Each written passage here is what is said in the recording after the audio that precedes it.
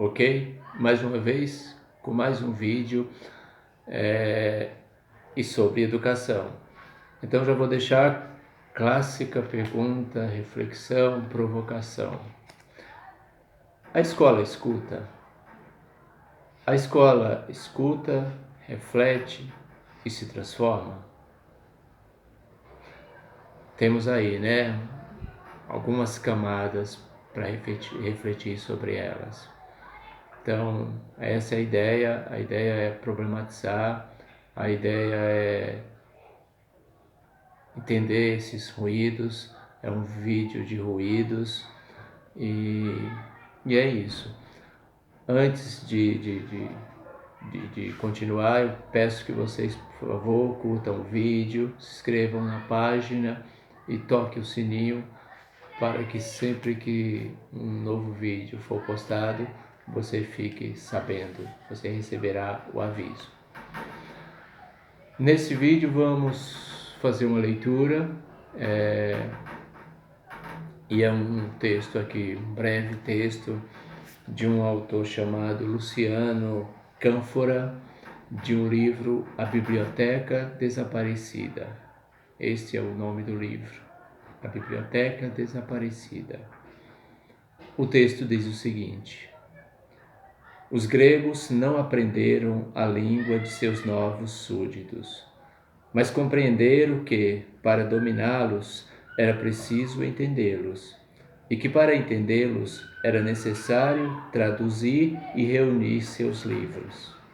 Assim nasceram bibliotecas reais em todas as capitais helênicas, não apenas como fator de prestígio, mas também como um instrumento de dominação. Nessa obra sistemática de tradução e aquisição, coube um lugar de destaque aos livros sagrados dos povos dominados, por ser a religião, para quem pretendia governá-los, como que a porta de suas almas. Daí. Então todo esse processo de criar bibliotecas, traduzir livros, compreender as ideias, a cultura do outro, naquele momento, nesse momento que foi lido, tinha um único propósito: dominação. Era preciso conhecer bem a cultura do outro para melhor dominá-lo.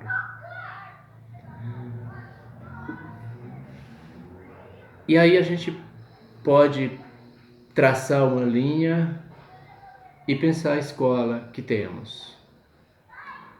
O quanto ela pode ser aprisionante e o quanto ela pode ser libertadora. O quanto ela deve ser libertadora. Para isso temos que pensar numa série de coisas, porque a questão é complexa. Temos um problemão, na verdade. São muitos ruídos, são muitas camadas, muita história, uma verdadeira Babel. A nossa escola, ela caduca. Na segunda década de sua criação, ela já caducava. E já caducava porque ela não se preocupou em se transformar. Ela foi criada e mumificada. Essa é a escola, que não mudou muito, está aí. Se a gente pegar um exemplo lá dos anos 60 do século passado, 1960 e toda aquela década, o mundo inteiro estava num movimento bem interessante e, dependendo do caso, muito ruim.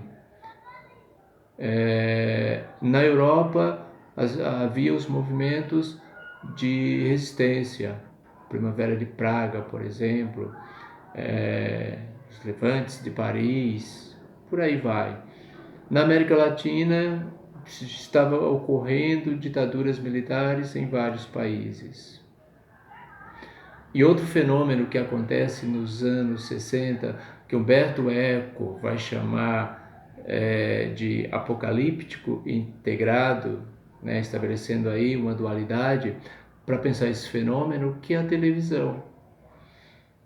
surge a televisão, no final dos anos 60, já temos todo o território nacional coberto pela televisão.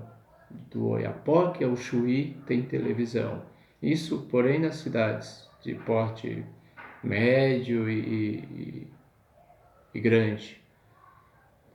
A escola ficou preocupada com a chegada da televisão, pois, segundo essa escola, a televisão poderia idiotizar a massa de estudantes com sua arma ideológica, lançando imagens. A população poderia ser idiotizada, manipulada.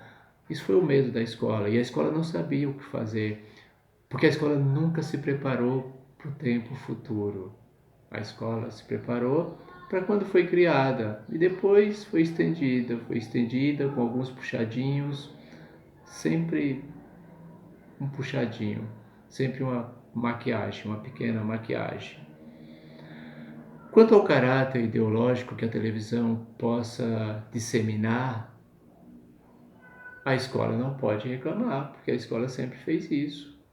A escola sempre esteve a serviço da classe dominante, daquela época, da sua época. A escola não levou para a sociedade valores da classe que estava na oposição, que queria o poder. Ela sempre foi reflexo, ela sempre foi a lanterna de quem está no poder. Então ela sempre foi divulgação de ideologias, sempre. Hoje tem essa discussão da escola sem partido. Escola sem partido? Como assim? Isso é tão raso. A gente tem que pensar na questão ideológica da escola. E o que a gente quer? Uma escola sem ideologia? Ou uma escola a serviço de determinada ideologia? Uma escola neutra? Como assim? Uma escola feita por pessoas neutras? Difícil de entender, né? Mas essa escola que nós temos precisa escutar, refletir e se transformar, para que eduque, para que crie ou possibilite que apareça no mundo cidadãos e cidadãs que também escutem, reflitam e se transformem, para que possamos criar um círculo virtuoso de transformação infinita. E até o próximo vídeo.